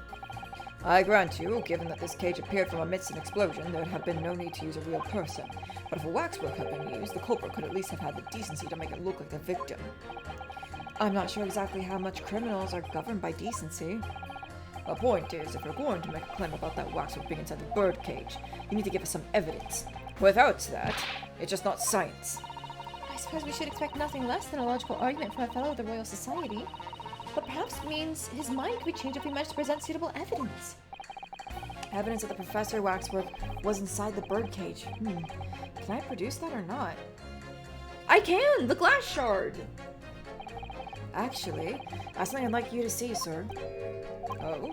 I must warn you that I firmly believe it's only wise to trust men in white coats. Let me just do another save, because I am at low health.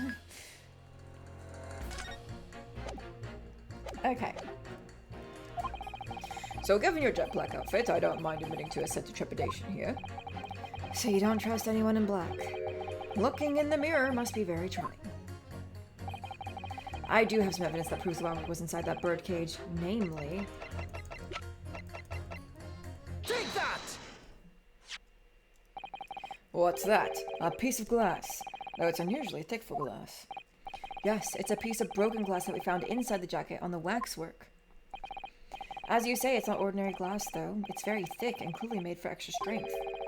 Much like the special glass that was developed for the construction of the Crystal Tower. Crystal Tower. Holy smoke! Exactly. The centerpiece of the Great Exhibition, where the very incident we're talking about took place. On the day in question, the birdcage fell from above and smashed through a window of that special glass. From whence this small piece originated. Is that it? Precisely. So what do you say? Now that clear evidence in support of the assertion has been placed before you. Well, as I said, I only trust men in white coats as a rule. However, when the reasoning is sound, it's fair to say color shouldn't come into it. In light of what you've shown me here, yes, I feel obliged to change my position on the matter. In that case, juror number 4, you will amend your statement now, please. The presence of that piece of glass leaves me in little doubt that the waxwork was indeed inside that birdcage. Hold it! You gonna change your stance then, my guy? Thank you for reconsidering your position, sir. Your words are misplaced, boy. My opinion is governed by logic and science and nothing else. Yes, science is where you should direct your words of gratitude.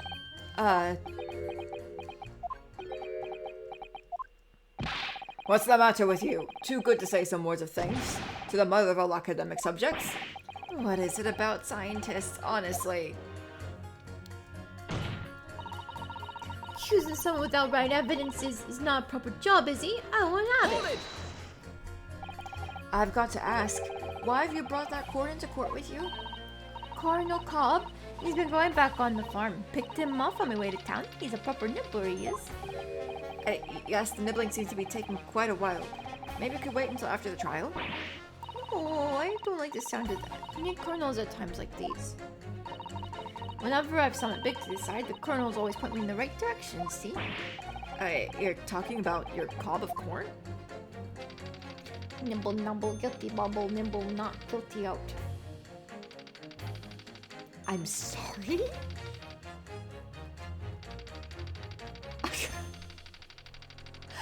What is she doing?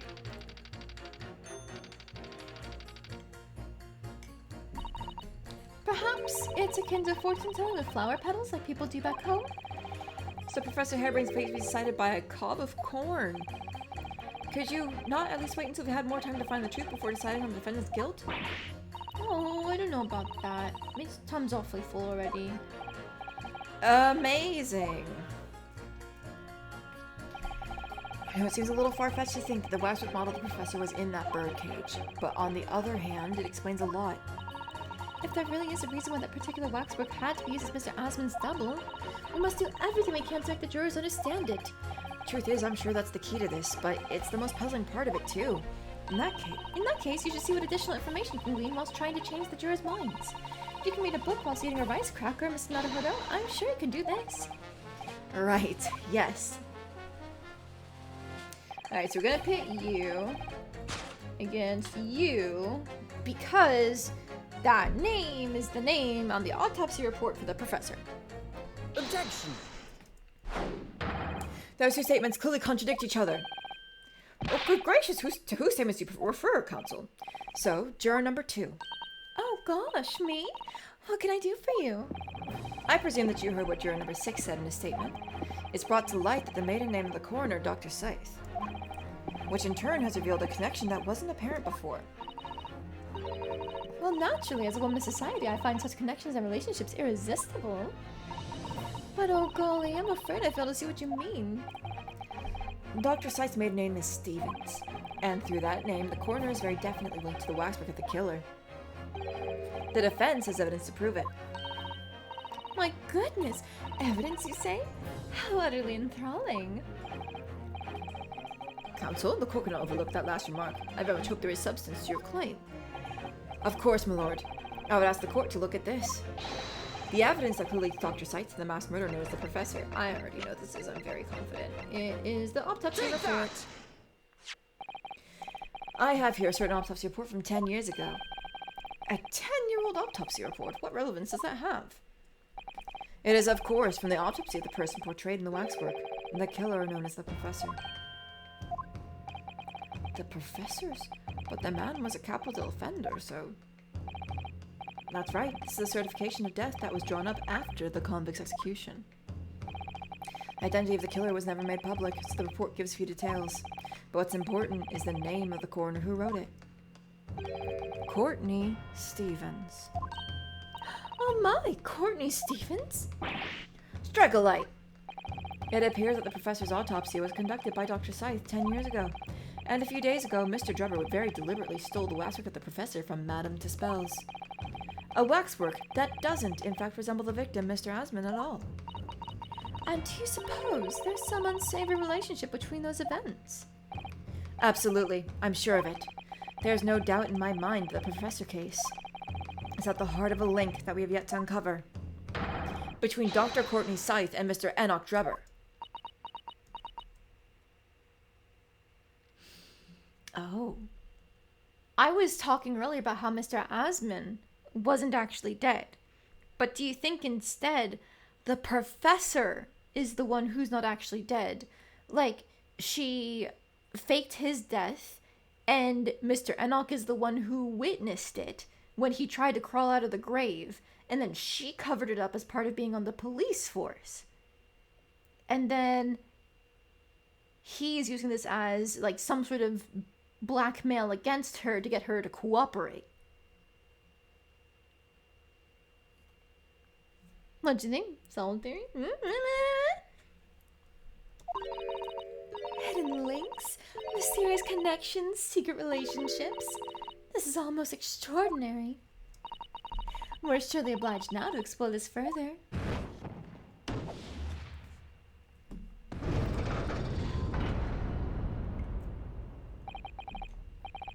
Why, right, we can't let this trial come to an end now. Now there's this cloud of suspicion hanging over the yard's best coroner. It wasn't like this in my day, but we're still here to uphold justice in the end.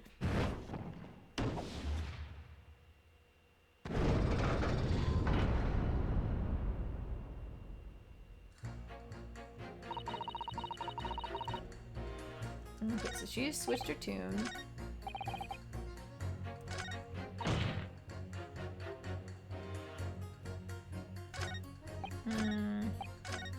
She says, like, you're accusing someone without proper evidence, but we do have evidence.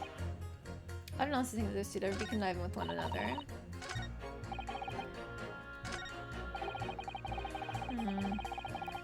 You know, we never got his full statement. Let's hear the rest of what he has to say. Hold it! Consider problems. But the police use any excuse to make our lives difficult. Sometimes even cook up a story to extort monies from the poor. Well, that's definitely not right. Yes, and it is why I said if you trust the police, you'll have trouble. But here you are, claiming this waxwork model was stolen to star in an illusionary spectacular. The idea is so wild, I think I'll take my chances and believe the authorities on this occasion. This is how the public at large views Scotland Yard, is it? Our own police force in Tokyo is not even 20 years old yet, is it? Perhaps we should view what's happened here in London as a measure of what may happen at home. Yes, like a Scotland Yard... like a Scotland Yardstick. Oh, that's lame. I wonder how a policeman would feel listening to the way this juror speaks about the force. I'm sure he'd have a word or two to say in response. Yeah, we already found that. I just want to hear the rest of his statement.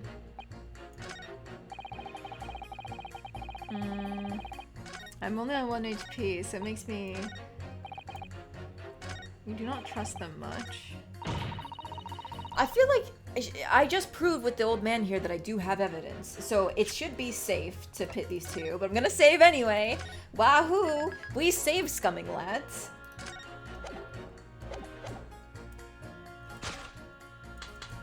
Objection! Those two statements clearly contradict each other. Oh, good gracious! To whose statements do you refer, counsel?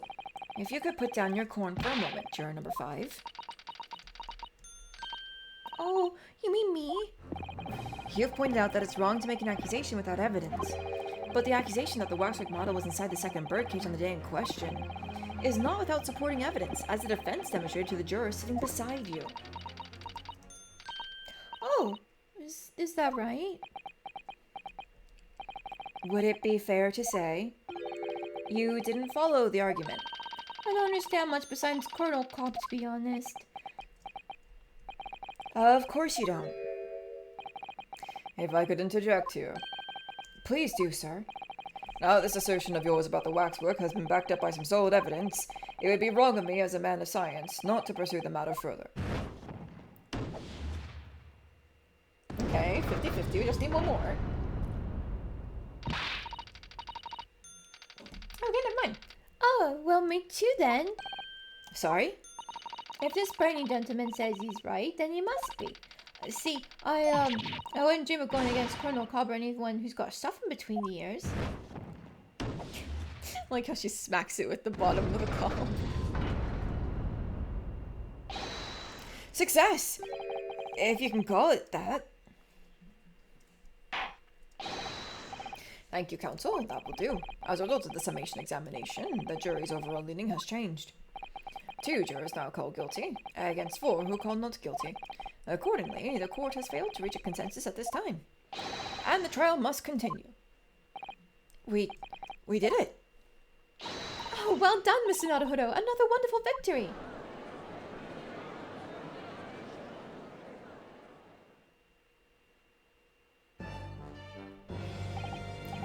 A waxwork of the despicable professor, used as a body double for the victim in this quite extraordinary case.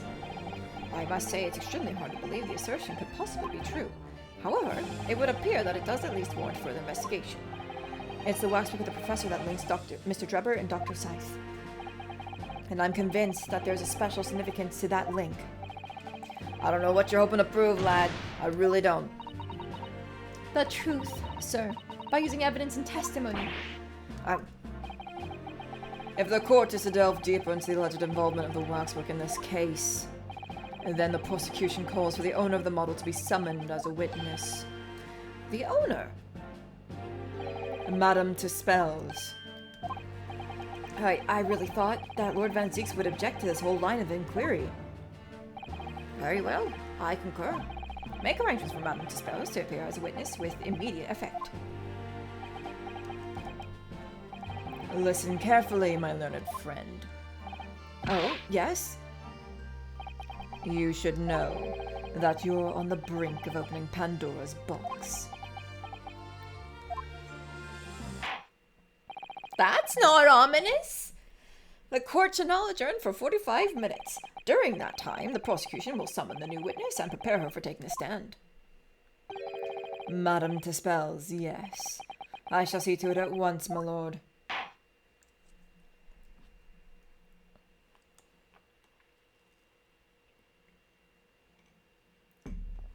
Yeah, not an ominous warning at all. Fucking opening Pandora's box, eh?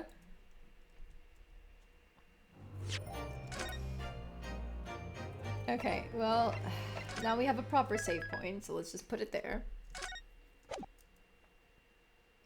And I think we are a minute away from end time, so I think that is where I'm going to call it, actually, because then we can just pick back up right here where we are in the Bailey. Yeah, the old Bailey, Defense Chamber. So I'm going to go back to the title here. Don't save. Alright! Thank you guys for joining me today. I think we're basically at the end of this trial. I imagine it's only going to be like another hour or 2 at most, if that. So we'll pick back up tomorrow and get that all squared away. For now, thank you very much for joining me, and I hope you guys have a great evening. Or day, wherever you are. Good night.